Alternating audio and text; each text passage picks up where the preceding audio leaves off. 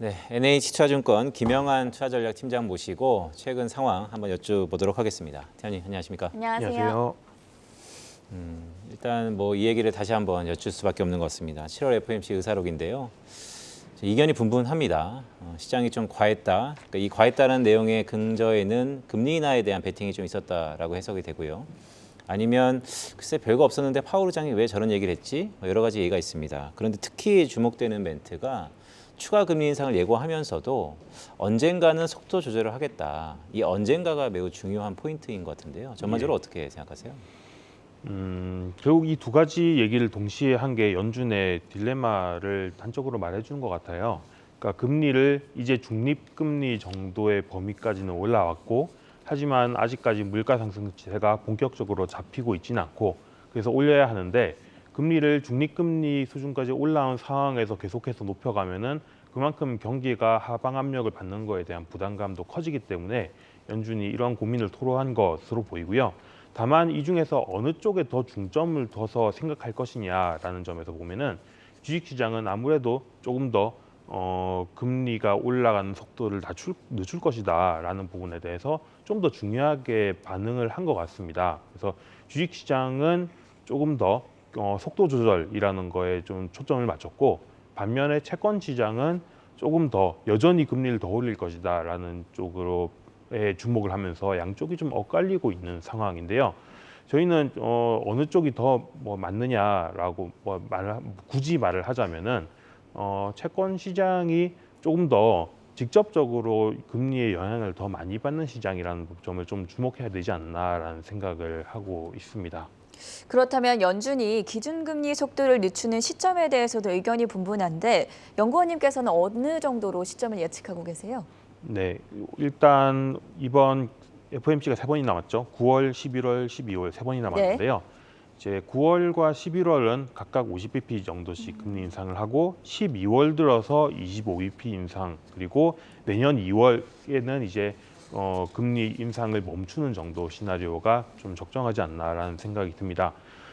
지금 이거는 제가 생각하고 있는 부분이기도 하지만 지금 CME 페드워치, 그러니까 미국의 채권 선물 금리에 내재돼 있는 지금 확률로도 그런 정도 상황들을 보여주고 있는데요.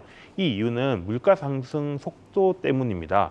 지금 미국의 물가 상승률이 6월 달에 9.1%를 고점으로 7월 달에 8.5%좀 떨어졌는데, 하지만 이게 더 빠르게 떨어질 필요가 분명히 있을 것이고요. 이게 더 빠르게 떨어지려고 하면은 기저 효과를 감안했을 때 한 10월 물가 정도가 돼야지 좀 두드러지게 떨어질 수 있을 것 같아요. 그런데 10월 물가면은 물가 상승률의 발표 시점이 11월 둘째 주가 됩니다. 그러면 11월 FOMC 이후가 되거든요. 그렇기 때문에 이 정도를 확인하고 나야지 연준이 본격적으로 조금 속도 조절에 나설 수 있는 시점이 될 것 같고, 그러면 아마 속도 조절에 들어가기 시작하는 시점이 12월 FOMC가 아니겠느냐라는 생각이 듭니다. 네, NH투자증권의 하우스 뷰를 보니까 내년 2월이면 6개월 남았습니다. 예. 6개월 이후에는 금리 인상이 멈춘다라는 뷰로 제가 인식을 하는데요. 예. 그렇다면 6개월 안에 이 물가 상승률이 연준의 목표치인 2%에 다가갈 수 있다라는 전망으로 제가 이해해도 될까요? 2%에 다가간다라고까지 하기는 어렵겠지만은 확연하게 이제는 정상 범위 2% 플러스 마이너스로 수렴해가는 과정이 분명해진다라는 정도 생각이 들고요. 올해 연말쯤 되면은 물가 상승률이 한 6% 내지는 그 플러스 마이너스 이 정도 선, 그리고 내년 들어서면은 그것보다 더 낮은 수준, 이 정도로 생각을 하고 있는데, 그러면 이제 고점이 9.1%였으니까 거의 절반에 가까운 수준으로 수렴을 하고 있는 거죠. 그쯤 되면은 이제는 아직까지 2%에 들어서지는 않았지만은 2%로 가는 방향이 분명해졌구나라는 생각을 좀 할 것 같습니다. 자, 연준 의사록이 공개가 됐죠, 이번 주에. 그 이후에 뉴욕 증시 반응을 살펴보면 어떻게 해석을 해볼 수가 있을까요? 사실 경제 지표라든지 의사록의 해석의 차이에 따라서 등락을 반복하고 있어서 갈피를 잡기가 어렵거든요. 사실 이제 그 뉴욕 증시의 그 이후의 반응만 보면은 처음에는 하락으로 시작을 했다가 의사록 발표 이후에 일부분 반등을 했어요. 그러니까 하락폭을 되돌렸어요. 하지만 이걸 본격적인 상승세까지 전환을 시켰냐라고 하면 그걸 못하고 도로 떨어지면서 끝났고, 그러고 이제 그 다음 날 증시를 보더라도 이렇게 상승세가 뚜렷하게 나오지는 않았거든요. 반면에 금리 인상 확률에 대해서만 보면은 75bp 인상 확률이 떨어지고 50bp 인상 확률이 더 높아졌으니까 완화적이라는 생각은 조금 하고는 있는데, 하지만 이게 시장을 환호하게 만들어주는 상황까지 도달하지는 못하고 있는 거죠. 그만큼 이제 채권 시장에서는 그동안은 금리를 계속 올릴 것이다라는 거에 대한 걱정을 크게 갖고, 주식시장은 조금 이제 완화적으로 바뀌어 가겠지라는 기대들을 크게 가져갔다고 하면은 의사록 발표 이후의 상황만 보면은 조금씩 이견을 좁혀가고 있는 것 같아요. 다만 이 이견이 충분히 다 좁혀지지는 않았고, 여전히 주식시장이 조금 더 낙관적으로 생각하고 있고 채권 시장이 조금 더 비관적으로 생각하고 있다라는 생각이 듭니다. 그러면 이게 좁혀지는 과정에서 아직까지 8월 달에 주식시장이 더 올라갈 수 있냐, 더 올라갈 수 있는 에너지가 아직 남아있다는 생각은 들어요. 다만 이 올라갈 수 있는 에너지가 소멸되는 시점이 언제쯤 될 것이냐라는 부분도 같이 고민할 필요가 있다. 그래서 너무 낙관적으로만 보는 거는 조금 온당치 않다, 이런 생각이 듭니다.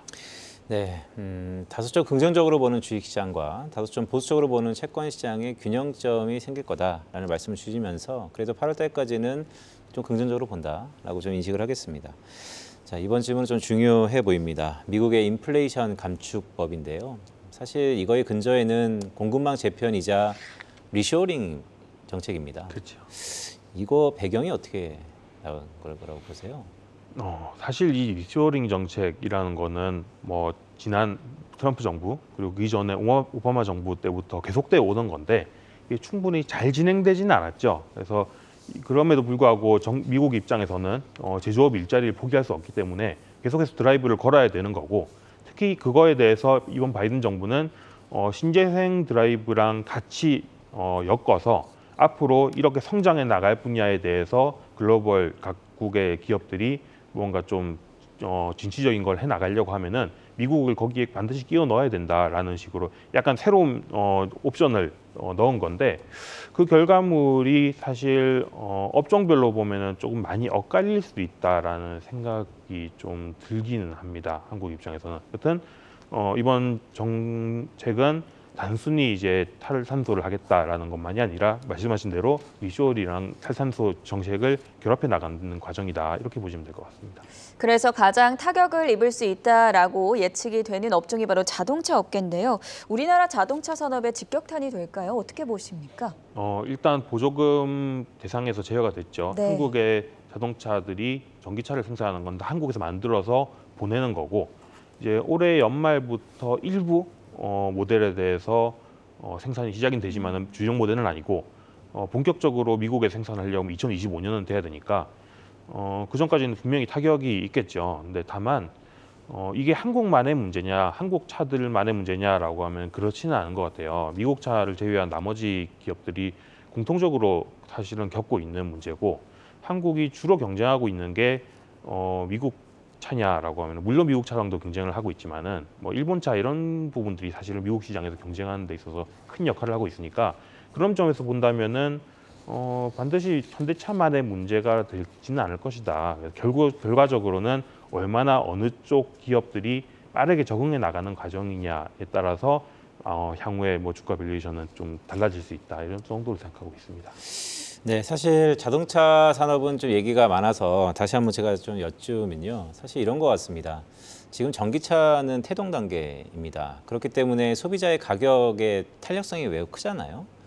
아직까지는 뭐 현대차 브랜드랑 테슬라의 브랜드가 물론 각각의 사용하시는 분들에 따라서 온도차는 있겠지만 가격에 대해서 상품의 구매력이 매우 민감한 것 같습니다. 그래서 이런 법안은 특히 이 전기차로 바뀌는 이 시기에 매우 좀 중요한 것 같은데, 그렇다면 현대차한테 앞으로 3년 동안은 잃어버린 3년이 될 수 있다, 이런 우려감들이 지금 주가에 많이 반영되는 거 아닌가? 뭐 일정 부분 그럴 수도 있죠. 그러니까 사실 현대차 입장에서는 분명히 악재가 맞고요. 악재가 아니라고 주장할 수는 없는 거고, 다만 이제 여러 가지 고려를 해야 될 것들이 있는데, 과연 현대차 그룹이 전기차 시장에서 잘하고 있다라는 거에 대한 충분한 밸류에이션을 받고 있었느냐, 그것 때문에 고밸류에이션을 받고 있었다고 하면 그걸 토해내야 되는데, 그 부분에 대해서는 이렇게 너무 많은 기대를 하고 있던 건 아니기 때문에 실망할 부분도 그렇게까지 크진 않다라는 게 한 가지가 있고요. 또 한편으로 미국 시장에서 경쟁을 하는 데 있어서 제일 이제 사실 점유율을 크게 전기차에서 점유율을 크게 차지하고 있는 건 테슬라지만은 그 이후에 밑에서 단에서의 경쟁의 제일 주력은 현대차 입장에서는 도요타 같은 경우가 제일 큰 경쟁 상대가 되거든요. 그런 관점에서 보자면은 피해를 받는 수입차들은 미국 입장에서의 수입차, 그러니까 한국이나 일본 같은 차들이죠. 그런 것들은 사실은 또 마찬가지라는 거예요. 그런 점에서 보면은 잃어버린 3년이 진행된다면 그게 현대차만의 문제일 것이냐라고 하면은 그렇지 않을 것이고, 그리고 현대차가 그래도 상대적으로 미국 시장에서 차를 생산하고 이런 거에 대한 대응들을 적극적으로 대응하고 있다는 관점에서 보면은 그 잃어버린 기간이 진행되는 동안에 계속해서 이걸 디스카운트를 시킬 것이냐라는 것도 또 의문이 드는 거죠. 그래서 부정적이긴 하지만은 또 뭐 기회 요인이 전혀 없다고 볼 수는 없고, 일단은 당장은 뭐 부정적이지만 중장기적인 관점에서의 완전히 기세가 났다고 봐야 되느냐, 그렇지는 않다 정도로 보고 있습니다. 자, 마지막으로 현재 연구원님께서 좀 관심 있게 바라보는 업종이나 또 투자자분들이 참고할 만한 이벤트가 있다면 어떤 것들이 있을까요? 네, 아무래도 지금 시장이 제일 더 초점을 맞추고 있는 것들이 연준의 목소리이기 때문에 연준 이벤트를 주가 앞으로도 중요한 역할을 할 것 같아요. 이제 9월 FOMC 전에 한 가지가 더 있습니다. 이제 8월 25일에서 27일까지 잭슨 홀 미팅이 예정이 돼 있는데요.